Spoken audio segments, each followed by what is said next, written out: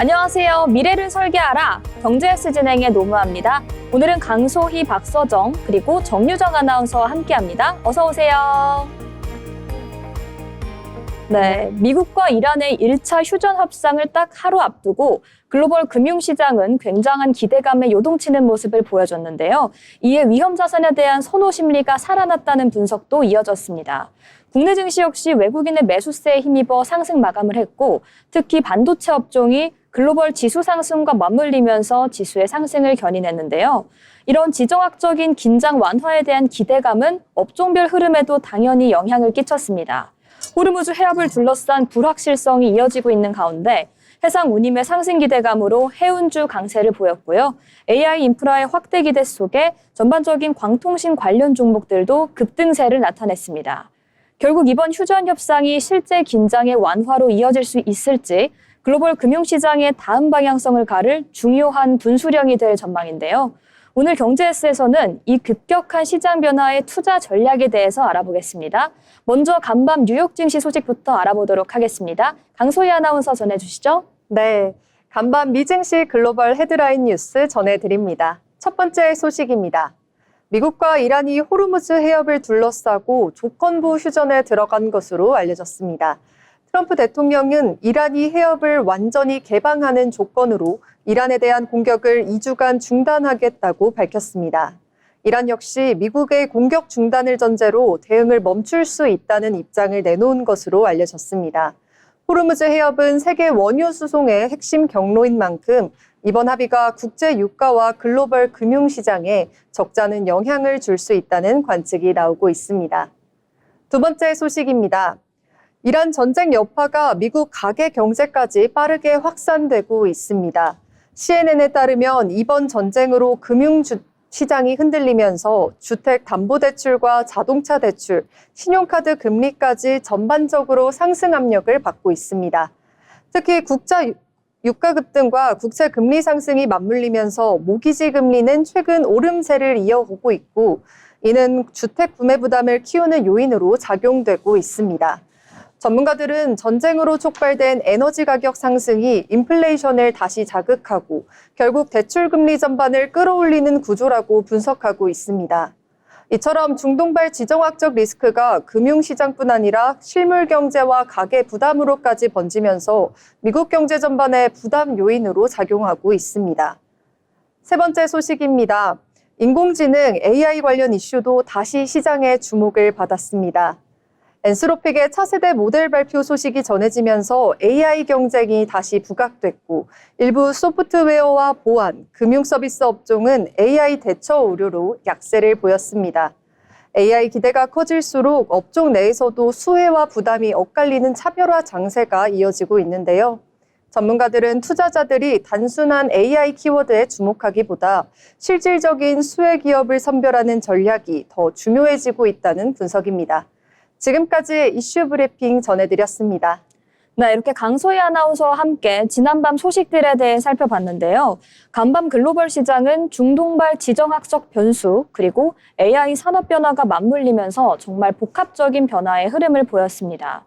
미국과 이란이 호르무즈 해협을 둘러싸고 조건부 휴전에 들어가면서 긴장의 완화에 대한 기대감이 형성이 됐지만요. 에너지 가격의 상승 그리고 금리 상승 압력이 이어지면서 실물 경제에 대한 부담은 여전히 남아있는 상황이다. 이렇게 요약할 수 있을 것 같습니다. 결국 현재 시장은 지정학적인 리스크와 금리 그리고 기술 변화라는 세 가지 축이 동시에 작용을 하면서 변동성 속에서도 보다 선별적인 접근이 요구되고 있다는 점 여러분 참고하시면 좋을 것 같습니다. 그럼 이어서 박서정 아나운서와 함께 주요 뉴스들 한번 살펴보도록 하겠습니다. 전해주시죠. 네, 국내 뉴스 브리핑입니다. 국내 증시가 지정학적 불안감을 떨쳐내고 기분 좋은 반등에 성공했습니다. 오늘 코스피는 중동 지역의 임시 휴전 합의 소식과 함께 위험 선호 심리가 살아나면서 상승 마감했는데요. 특히 한국은행의 기준금리 동결 기조가 재확인되면서 시장은 안도하는 모습입니다. 최근 AI 인프라 수요 확대에 따른 반도체 대형주들의 실적 개선 전망이 뚜렷해지면서 증권가에서는 올 초 달성했던 코스피 5,000선 안착에 대한 기대감이 다시금 고개를 들고 있습니다. 다음 소식입니다. 최근 상법 개정과 정부의 기업가치 재고 정책이 맞물리면서 상장사들의 자사주 소각 소식이 잇따르고 있습니다. 오늘 한기평 보고서에 따르면 자사주 보고서를 공시한 주요 기업 중 약 40%가 자사주 소각 계획을 밝힌 것으로 나타났습니다. 특히 KB금융은 올해 초 1.2조 원 규모의 자사주 소각을 완료한 가운데 주주 환원 정책을 지속 추진 중이며 삼성전자 등 대형주들도 역대급 소각 행렬에 동참하고 있습니다. 전문가들은 이러한 흐름이 코리아 디스카운트를 해소하고 소액 주주들의 가치를 높이는 결정적인 계기가 될 것으로 보고 있습니다. 마지막 소식입니다. 한국거래소가 시장의 질적 성장을 위해 부실기업에 대한 칼날을 매섭게 세우고 있습니다. 한국거래소는 오늘 시장 신뢰를 저해하는 부실 상장사들을 조기에 정리하고 상장심사 문턱을 높이는 체질 개선안을 강력히 추진하겠다고 말했습니다. 실제 올해 1분기 IPO 기업 공개 건수는 최근 5년 내 최저치를 기록했는데요. 이는 단순한 위축이 아니라 물적 분할 후 재상장 엄단 등 거래소의 엄격해진 잣대 때문이라는 분석이 나오고 있습니다. 거래소는 이를 통해 장기적으로 코스피 6,000포인트 시대를 열 수 있는 건강한 투자 환경을 조성하겠다는 방침입니다. 지금까지 이슈 브리핑이었습니다. 네, 이렇게 박서정 아나운서와 함께 국내 증시 관련 소식도 살펴봤는데요. 국내 증시는 지정학적 리스크 완화 그리고 정책에 대한 기대감 속에 반등 흐름을 보였습니다. 중동 지역 긴장 완화와 기준금리의 동결 기조가 맞물리면서 전반적인 투자 심리가 개선되는 모습이 나타났고요. 반도체를 중심으로 한 AI 인프라 수요 기대감이 지수의 상승을 견인했습니다. 여기에 상장사들의 자사주 소각 확대 등 주주의 환원 정책이 본격화되면서 코리아 디스카운트 해소에 대한 기대감 역시 시장을 아우르고 있는 상황인데요. 한편 거래소는 부실 기업의 정리와 상장 심사 강화에 나서면서 시장의 체질 자체를 개선하는 방안에 집중하고 있는 모습입니다. 단기적으로는 IPO의 위축으로 나타나고 있지만 장기적으로는 시장 신뢰 회복 그리고 질적인 성장 기반을 다지는 것에 중심을 두면 될 것 같습니다. 이렇게 박서정 아나운서가 말아본 이슈 브리핑 시간이었고요. 지금까지 주요 이슈 이렇게 정리해드렸습니다. 아울러 본 방송에서 제공하는 정보는 투자 판단에 대한 조언일 뿐 해당 종목 가치의 상승 또는 하락을 보장하진 않습니다.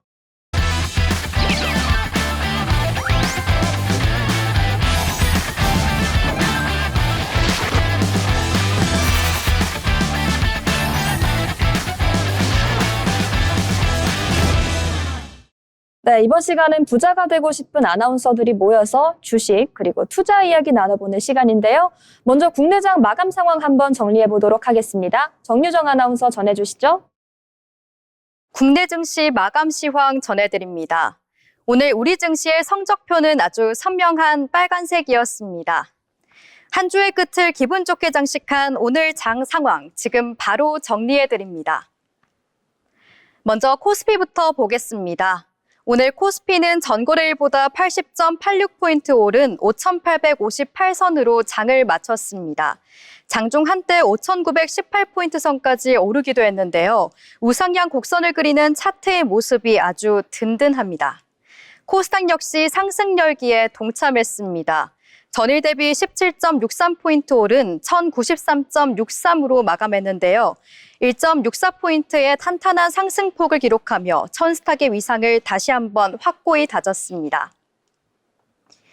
시장을 끌어올린 주역, 수급 상황도 살펴보겠습니다. 코스피 시장에서는 외국인의 활약이 단연 돋보였습니다. 외국인이 홀로 1조 1,025억 원어치를 사들이며 지수를 견인한 반면 개인과 기관은 각각 1조 2,284억 원, 2,936억 원 규모를 팔아치우며 차익 실현에 집중했습니다. 코스닥에서는 조금 다른 양상이 나타났습니다. 기관이 932억 원 순매수하며 시장의 버팀목이 되어졌는데요. 반면 개인과 외국인은 각각 824억 원, 19억 원의 매도 우위를 보였습니다. 주요 종목별 흐름도 놓칠 수 없겠죠. 코스피 시가총액 성의주들은 대체로 붉게 물들었습니다. 반도체 대장주 SK하이닉스가 2.91% 오르며 102만 7천 원에 마감해 확실한 덩치값을 했고, 삼성전자 역시 0.98% 상승하며 20만 6천 원에 안착했습니다. 빙산주의 자존심 하나에어로스페이스는 무려 3.86%나 급등하며 150만 7천 원으로 장을 마쳤습니다.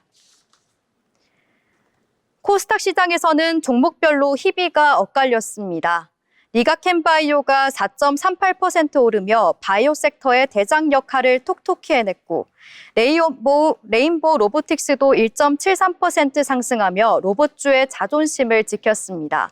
HLB 역시 1.61% 반등하며 시장에 활기를 더했습니다. 한 주를 마무리하는 금요일, 기분 좋은 빨간색 화살표와 함께 가벼운 마음으로 주말 맞이하시기 바랍니다. 주말 동안 충분히 충전하시고 저희는 다음 주 월요일에 더 활기찬 시장 소식으로 돌아오겠습니다. 지금까지 국내 증시 마감 시황이었습니다. 네, 이렇게 정유정 아나운서와 함께 오늘장 국내 증시 마감 상황에 대해서 알아봤는데요. 전반적으로 외국인 매수세를 중심으로 강한 상승 흐름을 보이면서 한 주를 기분 좋게 마무리하는 모습을 보여줬습니다. 코스피와 코스닥 모두 상승 마감한 가운데 전반적인 분위기를 읽었으니 이제 오늘 어떤 종목이 주목을 받았는지 찾아보면 좋을 것 같은데요. 먼저 강소희 아나운서와 함께 오늘의 특징주 첫 번째 종목 알아보도록 하겠습니다. 어떤 종목 준비하셨을까요? 네, 오늘의 특징주는 바로 삼성전기입니다. 삼성전기가 기판사업 경쟁력 재평가에 힘입어 상승 마감했습니다. 이날 삼성전기는 장중 8% 넘게 오르며 52주 신고가를 경신한 뒤 종가 기준으로도 강세 흐름을 이어갔습니다. 이번 상승은 인공지능 반도체와 서버용 부품 수요 확대 기대가 반영된 결과로 풀이됩니다. 특히 삼성전기는 실리콘 커패시터와 ABF 기판을 동시에 공급할 수 있는 유일한 사업 구조를 갖추고 있다는 점에서 AI 밸류체인 내 핵심 수혜주로 부각됐습니다. 여기에 글로벌 고객사 내 입지 강화와 함께 AI 서버 및 네트워크 장비 수요 증가에 따른 중장기 성장 기대감도 투자 심리를 자극했습니다. 증권가 역시 긍정적인 평가를 내놓고 있는데요. 고부가 제품 비중 확대와 공급 단가 상승 기대를 반영해 목표 주가를 70만 원으로 상향 조정했습니다. 그럼 차트 보겠습니다. 시가 52만 9천 원, 고가는 58만 5천 원, 종가는 56만 1천 원에 마감했습니다. 네, 이렇게 삼성전기에 대해서 살펴봤는데요. 앞서 글로벌 협력사로 선정이 되면서 상승세가 기대된다고 전해주셨는데 그 협력사 바로 모두가 알고 계시는 엔비디아였습니다. 아무래도 인공지능 반도체 열풍을 타고 가파른 실적 반등 궤도에 진입할 것으로 보이는데요. 엔비디아의 핵심 공급망 편입과 고부가 부품의 가격 상승이 맞물리면서 올해의 영업이익은 전년 대비 대폭 성장할 것이란 분석이 지배적으로 나오고 있는 상황입니다. 그리고 삼성전기는 최근 엔비디아의 차세대 AI 가속기죠. 그록의 LPU용 FCBGA의 공급사로 낙점이 됐는데요. 그록3의 LPU는 엔비디아가 인수한 AI 칩 스타트업의 추론 전용 칩입니다. 이를 통해 올해 하반기 출시 예정인 차세대 AI 플랫폼 베라 루빈에 탑재된다는 점 삼성전기 투자자분들께서는 참고하시면 좋을 것 같고요. 이어서 제가 준비한 오늘의 종목 같이 살펴보도록 하겠습니다. 오늘 준비한 종목은 DLENC였는데요. 장중 사상 처음으로 주가 10만 원을 돌파하면서 신고가를 경신하는 모습 보여줬습니다. 아무래도 중동 재건에 대한 기대감과 소형 모듈 원전인 SMR사 확장 기대가 맞물리면서 전반적인 투자 심리를 끌어올린 것으로 분석이 되는데요. 이날 주가는 장중 10만 원을 넘어섰다가 상승폭을 일부 반납하긴 했지만 여전히 강한 흐름을 유지하면서 마무리하는 모습 보여줬습니다. 특히 최근 미국 원전 기업인 엑스에너지와의 협력을 통해 SMR 사업에 본격적으로 진출한 점이 주된 상승 요인으로 꼽히는데요. DLENC는 설계와 시공, 원전 보조기기 기술을 바탕으로 글로벌 원전 밸류체인에 참여하겠다는 전략을 내세우고 있습니다. 또한 지분 투자까지 병행하면서 사업 확장에 속도를 더해가고 있는 상황인데요. 여기에 중동 지역의 재건 기대감도 더해졌습니다. 최근 휴전 논의가 이어지면서 아무래도 에너지와 인프라 복구에 대한 수요가 올라갔고 해외 플랜트 경험을 보유한 국내 건설사들이 국내의 수혜주로 떠오르고 있는 상황입니다. 증권가 역시 SMR 사업의 확장과 수익성 개선 가능성을 반영해서 목표 주가를 상향하는 등 긍정적인 전망을 내놓고 있는데요. 결국 이 DLENC라는 종목은 원전과 중동 재건이라는 두 가지 성장 모멘텀이 동시에 작용하면서 오늘과 같은 강한 상승 흐름을 보였던 것으로 분석됩니다. 이렇게 DLENC의 모먼트 알아봤고요. 그러면 박서정 아나운서와 함께 오늘의 특징주 이어서 알아보도록 하겠습니다.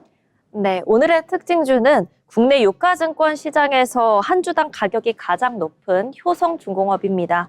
오늘 유가증권 시장에서 효성중공업은 오후 2시 기준 전날보다 2.19% 오른 294만 5천 원에 거래됐습니다. 장 초반 4% 이상 상승하면서 306만 5천 원까지 올랐다가 오전에 상승폭을 줄였는데요. 지난달 25일 299만 원까지 상승하면서 종가 기준 사상 첫 300만 원 돌파에 다가가기도 했습니다. 이 1분기 실적 기대감에 힘입어서 상승세가 나타나고 있는 것으로 분석되고 있는데요. 이 증권가에선 효성중공업의 목표 주가를 높이고 있습니다. LS증권은 이날 보고서를 통해 효성중공업의 목표 주가를 주당 350만 원에서 410만 원으로 상향 조정했고요. 교보증권과 SK증권도 보고서를 통해 목표 주가를 330만 원에서 360만 원으로 늘렸습니다. 미국 빅테크 기업이 인공지능 확산에 따라서 자체 전력망을 구축하면서 실적이 늘어나고 있고 중동 재건에 따른 수주 기대도 커지고 있기 때문입니다. 차트 보시면 시가 209만 1,000원, 고가 307만 2천 원, 종가 293만 1,000원에 마감했습니다. 네, 국내 최고가 황제주라고 할 수 있는 효성중공업 이렇게 좋은 움직임 보여줬습니다. 주가 상승은 실적 기대감이 이끌고 있는 상황인데요. 앞서 설명한 것처럼 LS증권은 효성중공업의 올해 1분기 연결 매출이 1조 3,058억 원으로 전년 동기 대비 21% 증가하고 영업이익은 73% 증가했을 것으로 전망했습니다. 또한 미국 사업의 확장도 효성중공업의 긍정적인 영향으로 꼽히는데요. 멤피스 공장의 초고화 변압기 생산 라인이 증설되면서 연매출 규모가 올해 말 4억 달러, 2028년 말에는 6억에서 7억 달러까지 확대될 전망입니다. 창원 공장 역시 생산 능력 확대가 진행 중이기 때문에 전반적으로 많은 호재가 겹쳐 있다 이렇게 이해하면서 오늘의 특징주 분석 마무리하면 좋을 것 같습니다.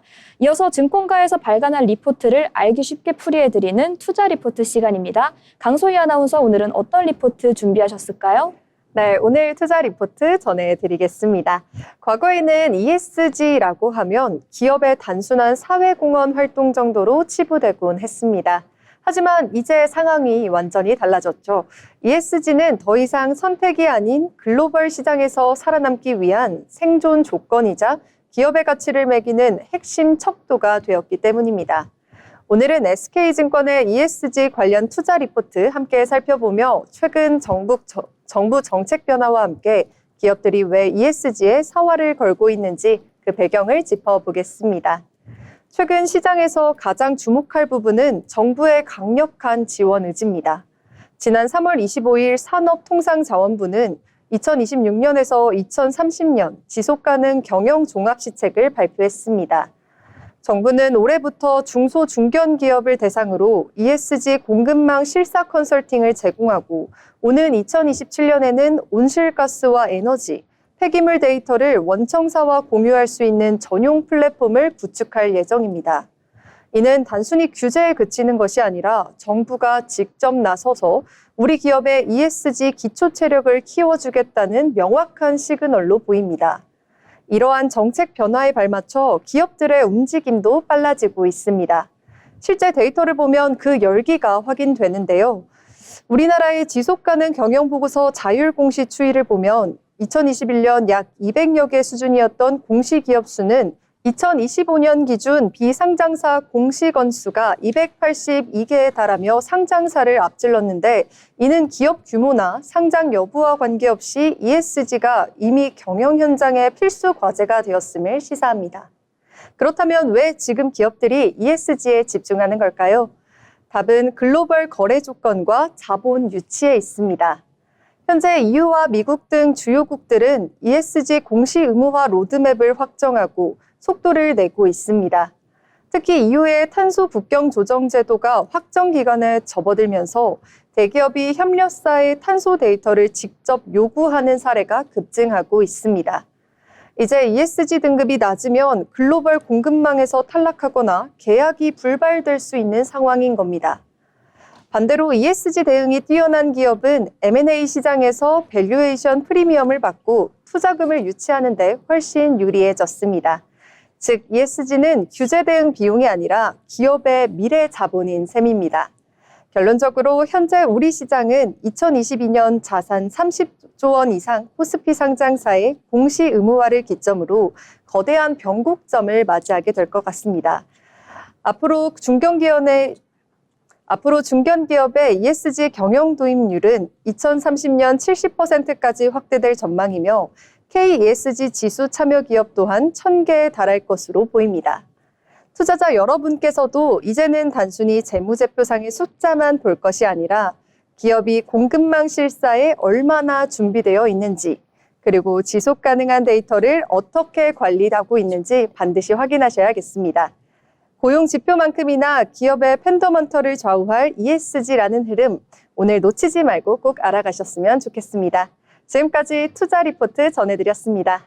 네, 이번 리포트를 통해서 ESG가 더 이상 선택이 아닌 기업의 가치와 생존을 결정하는 핵심적인 변수로 자리 잡았다는 점을 전해드린 것 같은데요. 정부의 지원 확대와 함께 기업들의 공시화 대응은 빠르게 늘고 있습니다. 특히 ESG는 글로벌 공급망 진입 그리고 투자 유치에 직접적인 영향을 주는 요소로 작용하고 있는 만큼 향후 시장은 공시의 의무화를 기점으로 ESG 중심의 재평가가 본격화될 가능성이 큽니다. 투자 역시 재무뿐만 아니라 지속적인 가능성 그리고 데이터의 대응 역량까지 함께 고려해야 되는 국면입니다. 함께 살펴볼 포인트는 CBAM 등 탄소의 규제가 산업 비용의 규제에 미치는 영향, 그리고 공급망 전반으로 확산되는 ESG의 대응 부담, 그리고 ESG의 프리미엄의 지속 여부 등이 있을 것 같습니다. 이렇게 투자 리포트를 통해 ESG에 대한 요소까지 짚어봤습니다. 아울러 본 방송에서 제공되는 정보는 투자 판단을 위한 조언일 뿐 해당 종목 가치의 상승 또는 하락을 보장하진 않습니다.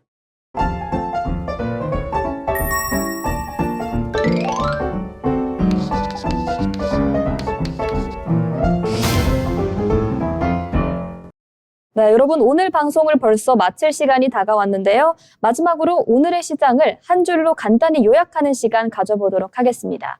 먼저 강소희 아나운서 오늘 장 어떻게 보셨을까요? 네, 저는 오늘 장을 한 단어로 쏠림이라고 표현하고 싶습니다. 오늘 증시는 AI와 신재생 에너지라는 두 축으로 자금이 집중되면서 지수보다 종목이 더 강한 선택적 장세를 보였습니다. 특히 성장 스토리가 분명한 종목으로만 매수세가 유입되는 흐름을 보였는데요. 투자의 세계에는 이런 말이 있다고 합니다. 돈은 확신이 있는 곳으로 흐른다. 그러니 시청자 여러분들께서도 막연한 저가 매수보다는 흐름이 살아있는 주도 테마를 중심으로 선별적인 접근을 이어가시면 좋겠습니다. 네, 쏠림 현상 이렇게 잘 요약을 해주셨습니다. 그럼 박서정 아나운서는 오늘 장 어떻게 보셨을까요? 네. 저는 오늘 증시 전반적으로 훈풍이 불었지만 이 상장 시장은 깐깐해진 규정 탓에 온도차를 보여주고 있는 것 같다고 생각합니다. 네, 두 분이 너무 깔끔하게 잘 요약을 해주셨기 때문에 저는 오늘 장 간단히 룰루랄라 이렇게 정리해 보겠습니다. 많은 분들의 주가가 상승하셔서 훈풍이 불어닥치셨을 걸 생각이 되는데요. 이렇게 계속해서 저희 경제예스와 함께 하시면서 즐거운 투자 포트폴리오 구성하시면 좋을 것 같습니다. 저희가 오늘 준비한 내용은 여기까지입니다. 시청해 주신 여러분 고맙습니다.